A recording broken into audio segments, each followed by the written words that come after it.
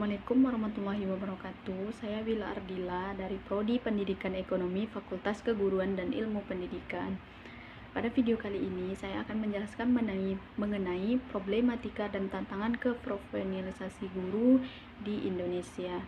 Video ini dibuat untuk memenuhi tugas akhir mata kuliah pengembangan profesi guru Universitas Riau. Baiklah, sebelum kita mengetahui apa saja problematika dan tantangan yang harus dihadapi oleh guru di Indonesia, alangkah lebih baiknya kita mengetahui mengenai pengertian dari problema dan tantangan. Istilah problema berasal dari bahasa Inggris, yaitu problematik, yang artinya masalah atau suatu permasalahan. Menurut Kamus Besar Bahasa Indonesia, problema berarti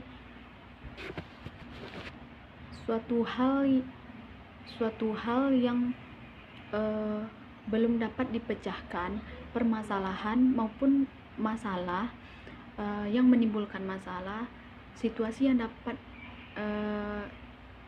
diartikan sebagai suatu kesulitan yang perlu dipecahkan, disesuaikan, dan diatasi untuk kedepannya.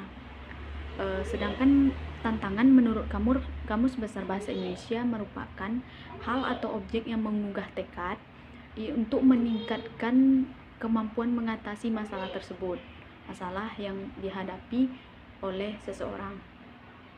Tantangan keprofesionalisasi guru untuk kedepannya yaitu seperti perkembangan teknologi, desentralisasi, sentralisasi pendidikan, dan pasar bebas ASEAN,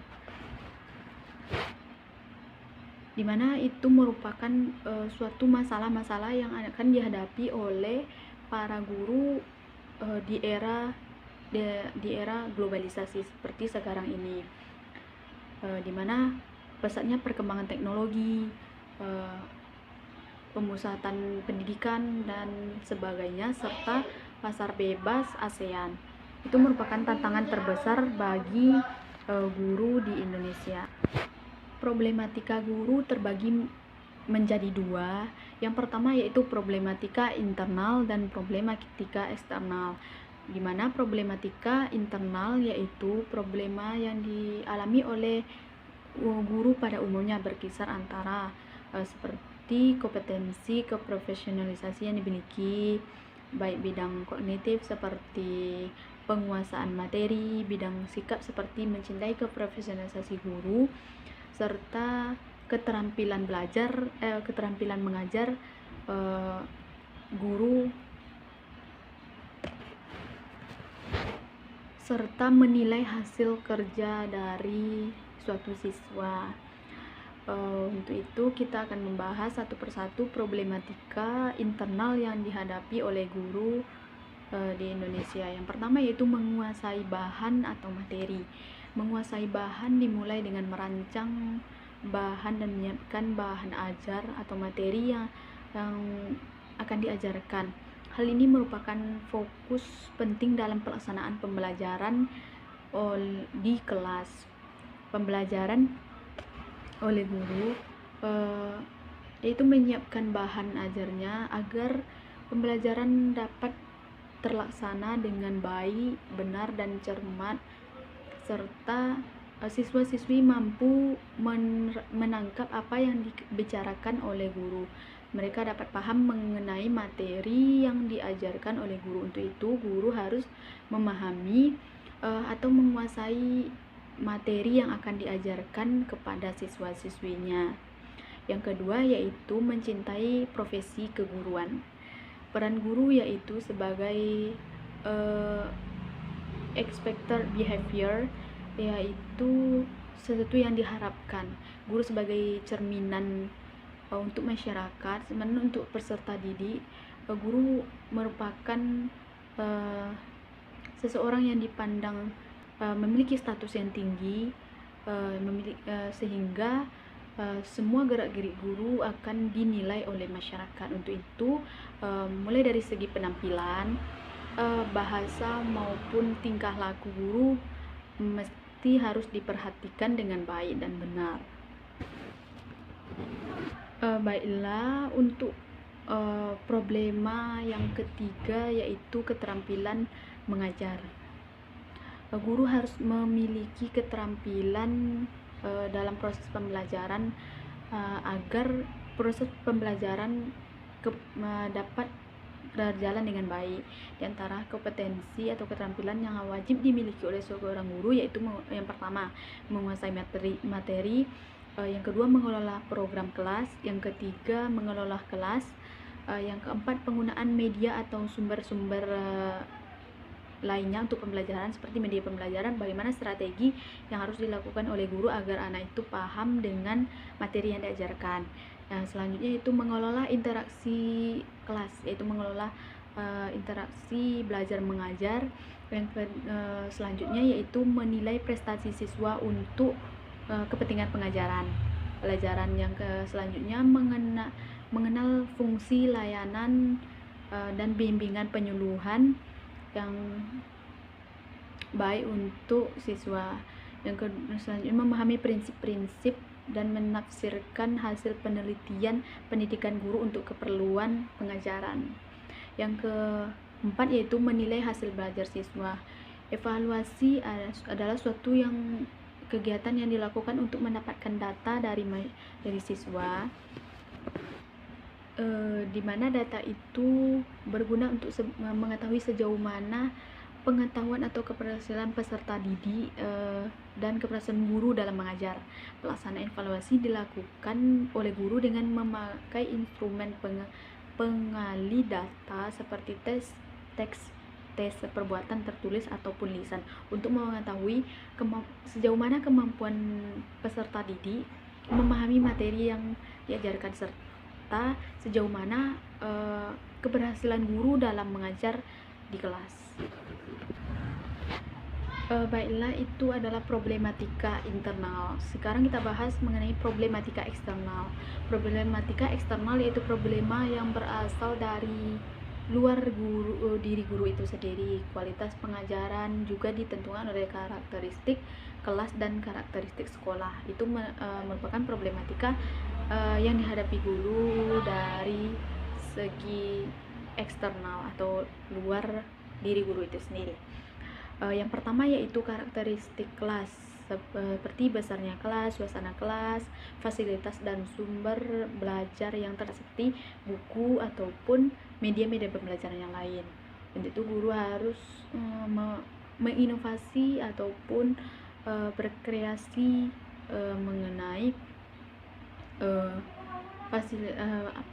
penggunaan fasilitas ini. Yang kedua yaitu karakteristik sekolah. Yang dimaksud dengan karakteristik sekolah yaitu di mana karakteristik sekolah ini yang dimaksud misalnya disiplin sekolah. Contohnya seperti perpustakaan yang ada di sekolah itu memberi perasaan yang nyaman, bersih, rapi, dan teratur. Dalam konteks pertimbangan faktor eksternal, terutama yang menyangkut lingkungan kerja, secara rinci bahwa ada beberapa yang mempengaruhi semangat kerja, yaitu pertama yaitu volume upah kerja yang memenuhi kebutuhan, suasana kerja yang menggairahkan atau membuat suasana yang lebih nyaman. Yang selanjutnya yaitu pemahaman sikap dan pengertian di kalangan pekerja, sikap jujur dan dapat dipercaya, serta penghargaan terhadap hasrat kebutuhan yang berprestasi, misalnya memberikan hadiah-hadiah untuk prestasi yang dimiliki oleh seorang guru. Yang selanjutnya itu sarana untuk menunjang kesejahteraan mental dan fisik seperti tempat olahraga, masjid, dan rekreasi. Materi yang ketiga yaitu tantangan guru sebagai tenaga profesional. Adapun tantangan internal yang adalah tantangan yang dihadapi oleh masyarakat dan bangsa Indonesia, diantaranya itu penguatan nilai kesatuan dan pembinaan nilai moral. Yang selanjutnya yaitu demokrasi, fenomena mutu pendidikan. Sementara tantangan eksternal, yaitu tantangan guru profesional menghadapi abad 21 dan sebagai bagian dari masyarakat di dunia era globalisasi seperti sekarang ini. Untuk itu kita akan membahas tantangan internal dan eksternal yang dihadapi guru sebagai tenaga profesional. Yang pertama yaitu tantangan internal, terdiri dari penguatan nilai kesatuan dan pembinaan moral bangsa. Krisis berkepanjangan memberikan kesan prihatin yang dapat menimbulkan berbagai dampak yang tidak menguntungkan terhadap kehidupan masyarakat Indonesia. Hal ini dapat dilihat dengan mulai adanya gejala penurunan tingkat kesadaran masyarakat terhadap sesama, menurunnya rasa kebersamaan, hilangnya kegiatan gotong royong dan sebagainya. Itu akibat dari era globalisasi seperti sekarang ini. Tantangan lainnya yaitu lunturnya rasa hormat kepada orang yang lebih tua. Sering terjadi benturan fisik antara peserta didik dengan gurunya. Itu hal yang sangat disayangkan, karena zaman sekarang peserta didik itu dapat mengakses apa saja dalam kurun waktu yang cepat menggunakan smartphone Android. Peserta didik dapat mengakses semua informasi-informasi dan tidak dapat menyaringnya dengan baik dan benar, sehingga budaya-budaya kurang hormatnya atau lunturnya hormat kepada orang tua, guru dan sebagainya itu terjadi di kalangan peserta didik. Tantangan yang selanjutnya yaitu pengembangan nilai-nilai demokrasi. Demokrasi dalam bidang pendidikan yaitu membangun nilai-nilai demokratis, yaitu kesamaan hak warga negara dalam memperoleh pendidikan yang layak dan kewajiban bagi setiap warga negara untuk membangun pendidikan yang bermutu. Tantangan yang selanjutnya yaitu fenomena rendahnya mutu pendidikan, di mana banyak sekali yang mengatakan mutu pendidikan yang rendah di Indonesia, tapi bukan tidak mungkin para pemuda-pemudi Indonesia berprestasi di kancah dunia ataupun di mata internasional. Yang keempat yaitu perkembangan teknologi informasi. Dalam rangka meningkatkan profesionalisme guru, terjadi revolusi teknologi informasi yang merupakan suatu tantangan yang harus mampu dipecahkan oleh masyarakat secara mendesak. Adanya perkembangan teknologi informasi yang mengubah pola hubungan guru dengan murid, teknologi instruksional dan sistem pendidikan secara keseluruhan mengalami perubahan, sehingga guru memiliki tantangan tersendiri untuk menguasai teknologi informasi yang ada pada era globalisasi seperti sekarang ini. Yang kelima itu otonomi daerah dan desentralisasi pendidikan. Yang selanjutnya itu tantangan eksternal, di mana tantangan eksternal ini ada beberapa. Yang pertama itu era globalisasi. Dunia pendidikan untuk Indonesia menghadapi masyarakat ekonomi ASEAN dan sebagainya. Materi yang keempat yaitu solusi untuk tantangan yang dihadapi oleh guru di Indonesia. Penerapan profesionalisme guru tentunya bukan hanya tanggung jawab satu pihak saja, tetapi tanggung jawab semua elemen yang mendukung tugas guru. Untuk itu kita harus bekerja sama untuk menghadapi tantangan-tantangan yang dimiliki oleh atau yang dihadapi oleh seorang guru atau tenaga pendidik untuk mencari solusi dengan baik dan benar. Yang selanjutnya yaitu faktor rendahnya profesionalisme guru.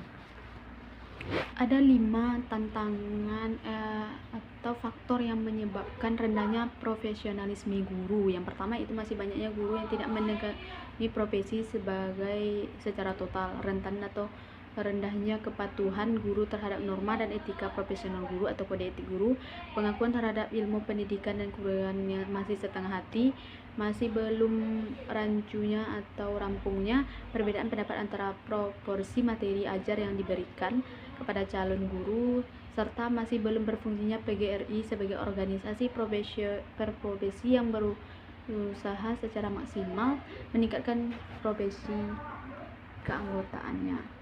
Sekian materi dari saya, mohon maaf jika ada kesalahan.